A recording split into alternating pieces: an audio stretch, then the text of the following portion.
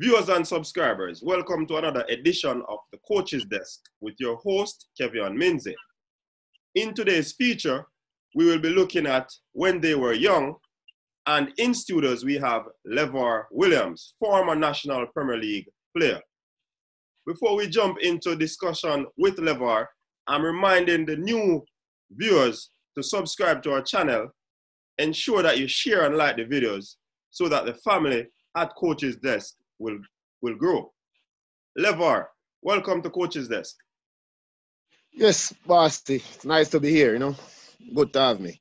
All right, good. Good to have you, yes, definitely. And as I said to the viewers and subscribers, it's a feature that we've been having here on Coach's Desk when they were young. And we know that you are a former National Premier League player. But tell us, Levor, how did you get involved in football? From a younger age, age of about 5, me and my friends in our community, because what we used to do when we get holidays, because back then we didn't have the internet and the tablets and so forth. So what we used to do, as soon as we have a break, is just football. Well, we play every sports actually, because we used to do it like seasonal. So when it's football time, we play football. When it's cricket time, we play cricket. When it's coming around to sports day, we have sports day in school, we do peer running. But I always have a passion for football. It was just, I always see football as a thing that relaxed me, and the more relaxed you are, better it is for you. So I gravitated more to football. I used to play cricket. At one point, I thought that I would be a cricketer because I love cricket. I love to play cricket. I used to be a wicket keeper batsman, But playing football until I realized that I'm getting more highlight from the football, more of the fame, more people know me through football. So, I play a little bit more ball. Starting out, I was a center forward. Goal scorer. Yeah, I was a goal scorer. But at the primary level now, when I reached grade 5, I started playing under 10 from my primary school. Well, I went to training, and my coach, because I couldn't juggle the ball properly, the coach said that I was not gonna make his team because I can't juggle properly. And in his point of view, once you cannot juggle properly, then you cannot control the ball properly. So, he's saying that I'm not gonna make the team. But with the passion that I have for the game, I really wanted to be a part of the team. They only had one goalkeeper. So I say, all right, if it's even to be the reserve goalkeeper, and from the very first day at training, I decided to go in the goal. From there on, I become the number 1 goalkeeper. So it just started springing from there and continue. Played for my community teams, played Division 2.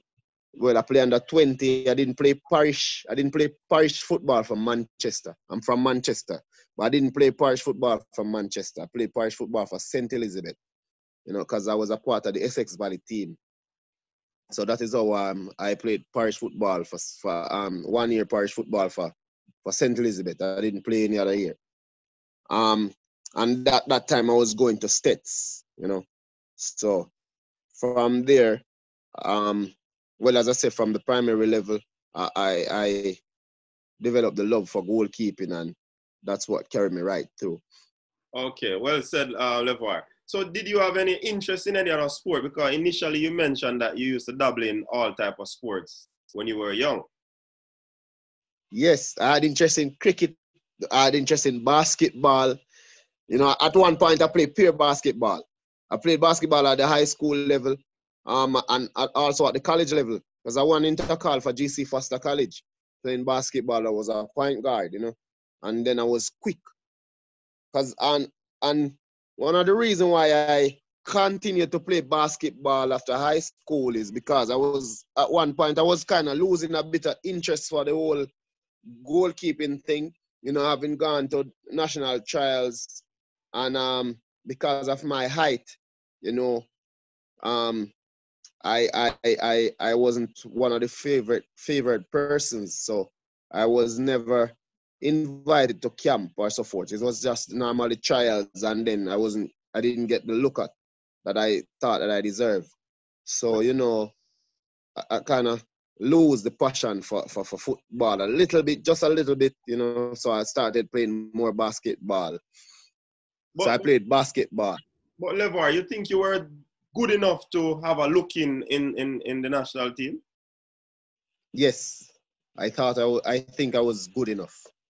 Okay, so I, why I why was your height an issue then, since you believe that you were that good? I remember one time, in one particular time, in a particular coach said to me that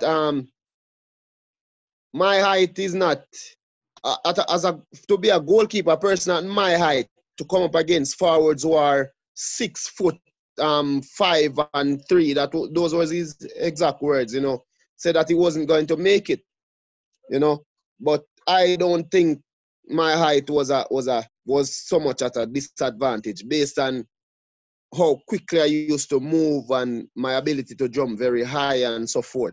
Um, how how quick I could be able. My reaction time was very quick, and I had very good reflex.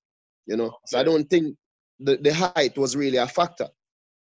All right. So tell the viewers and subscribers some of the clubs that you'd have played for in the National Premier League and some of the forwards that you'd have gone up against.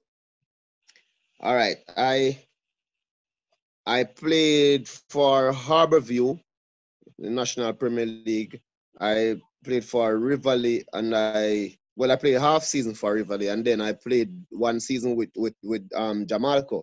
You know, I've gone up against some of the forwards who would say that are some of the better players out of the country. You know, when I played Super League, I played against the likes of you had I don't remember the name of the player, but yeah, Rivali had this player back then, was a very good player. Devon Hodges. Very good. Well, I played against Devon Hodges. Played against Devon Hodges in the Super League and also in the Premier League. You know, I come up against Jermaine Tuffy Anderson, the likes of Christopher Nicholas. You know, I came up against a lot of the top players in the country. You know, top forwards. And you held them today. Yes, yes. I was never afraid, as Jamaicans would have said. You know, I was never afraid.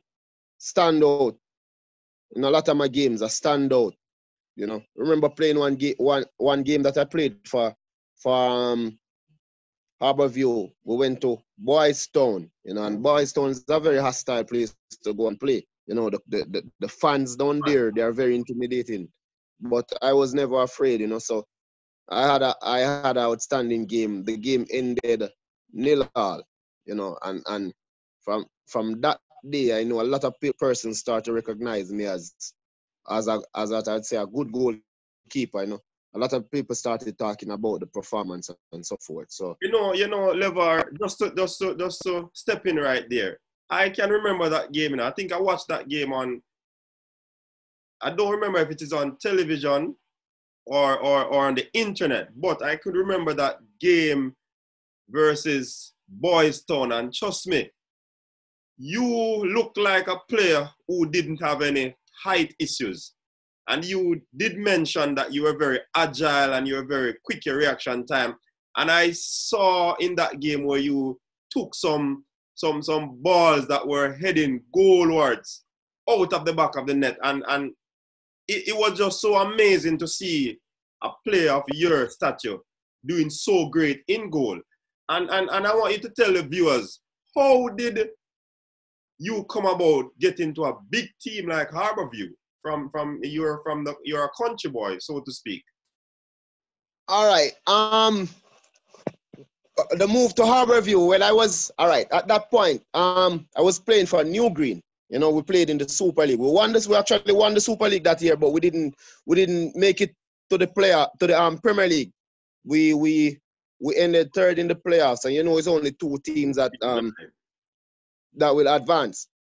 You know, so from there on, Carvel from that time, Mr. Carvel Stewart, who was the president at the Harborview Football Club, he had some kind of dialogue with Mr. Tony James about me. But at the time, he said that he had 2 or 3 top-class goalkeepers, and it wouldn't be feasible to have 4. So at the time, he told Mr. Tony James that he has eyes on me, But after leaving New Green, Mr. Ming saw me keeping in a few games and invited me to Portmore. So I was training at Portmore for a particular time. I had hamstring issues, I pulled my hamstring twice. And so, because of that, I didn't get to play for them, So right there, Mr. Ainsley, because he was interested in me from about 2 years before when I was playing for New Green. And he had asked me on quite a few occasions to come and join the team at Sporting Central.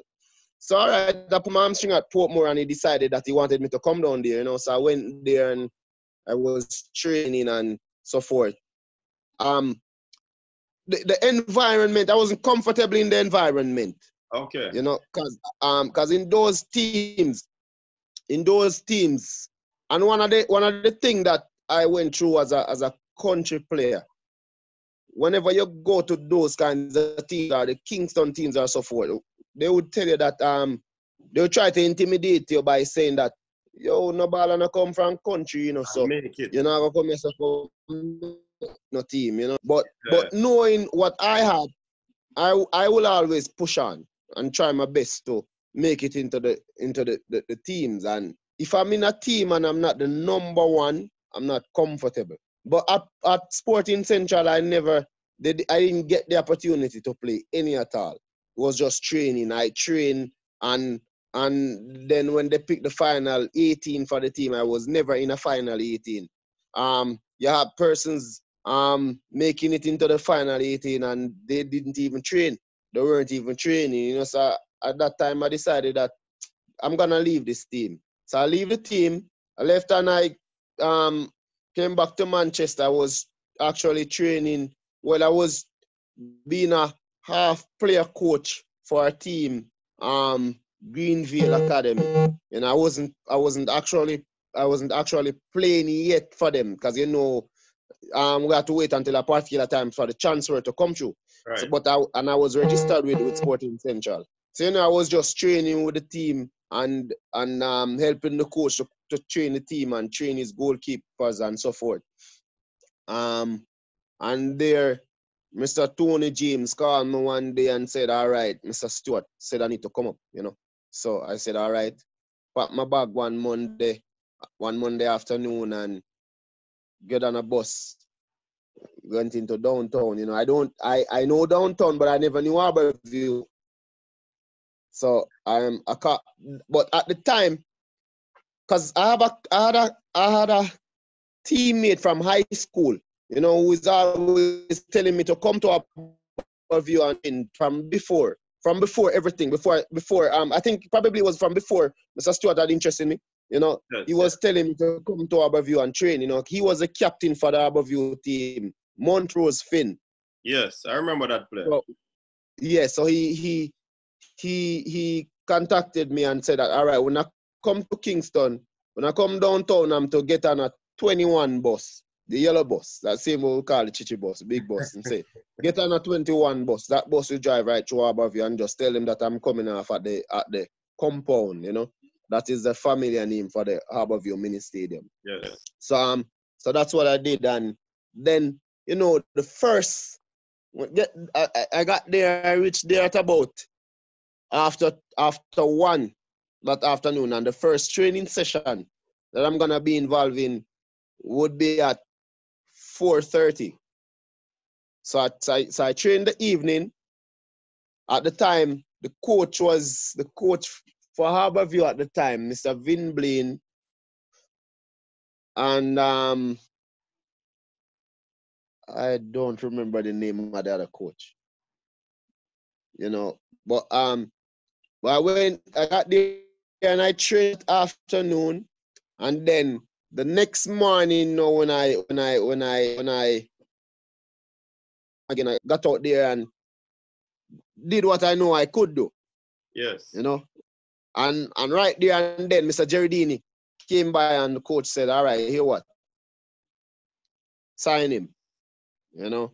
Just like So, that. so I got a, yeah, the coach said sign him.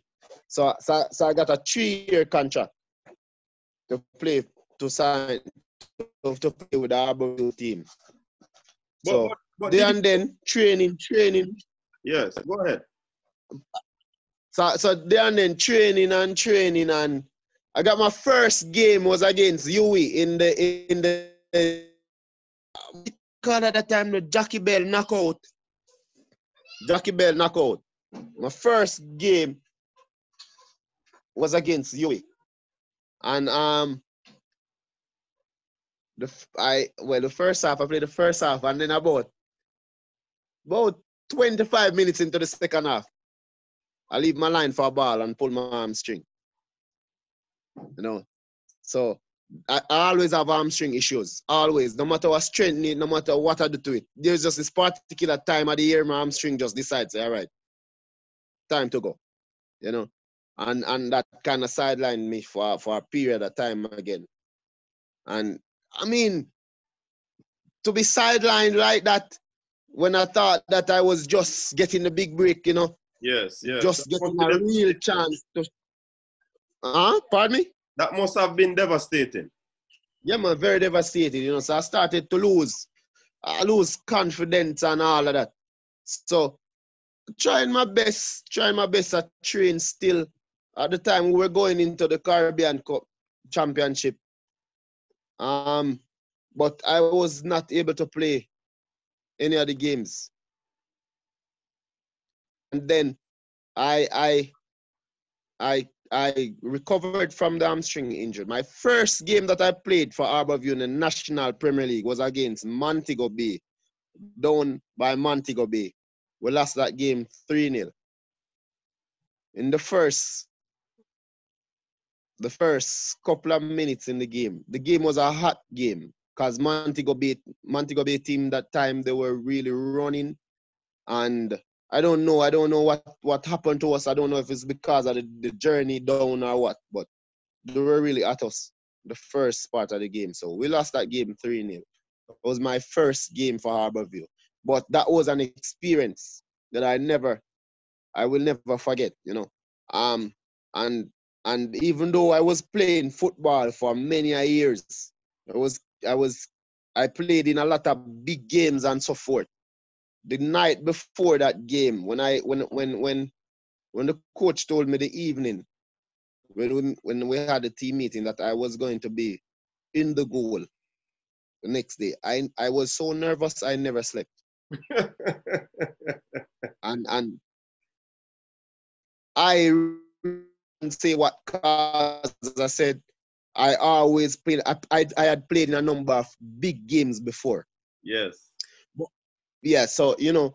But one of the thing that I think maybe, just maybe, I would have made it a little bit further in the football, even though my height was always a disadvantage, you know. It's because I decided to go to college, and going to college, you know, studying take a lot out of you. All right. In terms of training and all of that, you know, studying will slow that down a bit. You know, so I decided to go to college, and so I became I'm actually a teacher, you know, physical education, because I would not go to college to do anything else That's, other than physical education, yes, or other than sports, because I am a sports person. yes, definitely. So yeah, so if it was any other reason, I would have never made it to college. Okay. So your football career seemed to have ended abruptly. Can you tell us about that? What caused it to end? You lost interest. What is it? All right, let me tell you. My last club, as I said, I went to I was playing for Jamalco. That's my last Premier League club. We played one season. We started out in the Premier League very well. At one point we were leading the Premier League table. Yes. But I think we got ahead of ourselves. And that was our downfall, you know. And also the way the coach at the time, our coach, the way that he rotated the team was also a downfall. Because we played a number of games. We lost our first game in the Premier League to Portmore United. We lost 1-0, and that we lost in the extra time. The added time, we lost that game 1-0. But the team was doing well. We won the next 4 games, I think. And then we lost a match to Waterhouse one night at the Waterhouse. And after that game, our coach changed up the team. Okay. In my eyes, I didn't think that was necessary. It was just one game. And you know that once you're playing football, the more games you win is the closer you get to losing a match. Right. So I really don't think that what he did was really wise. So we played but we fought, and so we got relegated. And there and then the team name, the company that was running the team, the Jamalco, they decided, I don't know what happened, but they decided to give up the team, and then it wasn't as it used to. It wasn't as it used to. So I started losing the passion, for the game. It slowly deteriorates. I played one season of the Super League. We lost at the semi-final round. And then the next season I decided that I'm not going back. And it also, one of the other reasons, even though I was losing interest, one of the other thing that causes me to lose interest was I am teaching, I'm teaching at the Poor's High School, and I am also coaching. So it's a lot that I have to do there in terms of teaching and coaching. Training and stuff like that can be very tiresome. Very. Because I find even when I was training at Jamalco, even some nights when I was going home, it's a good thing. Well, it's a good thing that I drive my own car sometime. And then, even then, when I'm taking a taxi, it's a good thing that the final stop the car is making is my stop. Because I would fall asleep in the car. Yeah. I fall asleep. So if I was actually coming out somewhere, I'd have passed my stop a few other times. Other times I have to stop in the gas station and sleep, because that's when I am driving. I have to stop in the gas station and burn like 5-10 minutes to sleep to prevent an accident, So right. It was a bit hectic because I had to leave work to go to training. I leave work, coach my boys for an hour, and then go to training. So it wasn't working out. So I started losing a bit of interest, and in Jamaica it's kind of, not even kind of, it is difficult, or let's say you cannot play football. You cannot playing football in Jamaica. You cannot support your family, or you can't buy a car to drive. You can't buy a house, because how the economic part of it is very difficult. Right. Yeah. So Levor, I from what I'm hearing, you would have had a career in football, but you are one of them who believe that you still would have to get an education. So yes. You went to college, educate yourself. You are now an educator and giving back to the youngsters in Jamaica. That is very good. And before we close off, because we're out of time now, I'm just going to give you the opportunity to share your final thoughts with even some youngsters out there who'd want to take on football as a career. Right. But I'd say to the youngsters out there who want to take on football as a career, don't let anyone discourage you. You have to know exactly what you want, and you work towards what you want. Because remember, I'm going to use the music as an example. If you want to learn a music, if you want to learn every word that is in a song, you listen that song over and over and over until you finally get the words in that song, so you can sing it anywhere you're going. Now, it's the same thing with the football. If you want to achieve, if you want to actually get something from the game, you have to work hard, continue training and training and training every day until you are where you are. Remember, none of these big name footballers didn't just get up and be number one. Like I always tell people, I don't know who they think is the best player in the world, but the best player I have ever seen put foot on a football is Ronaldinho. That's just my point of view. I don't know if anybody else have another point, or if anybody think anyone else. But that's just my point of view. The best goalkeeper I've ever seen is Gigi Buffon for Italy. Yeah. That's still my point of view. Others might think otherwise. And they didn't just get up and get good. They worked It's hard. continuous training. It's continuous training. And also a lot of discipline and a lot of manners. Because one of our best, and everybody know, one of the better players who passed through Jamaica as a football player, he didn't make it where he was supposed to because of his disciplinary issues. So Definitely. just train hard, be disciplined, and you will get where you want to be. Thank you, my friend. Thank you. Words of wisdom to the youngsters out there who want to venture in a career of football. Thank you very much for sharing with us on When They Were Young, feature on Coach's Desk. And we appreciate your time. Thank you and have a wonderful day. Yes, boss. Respect.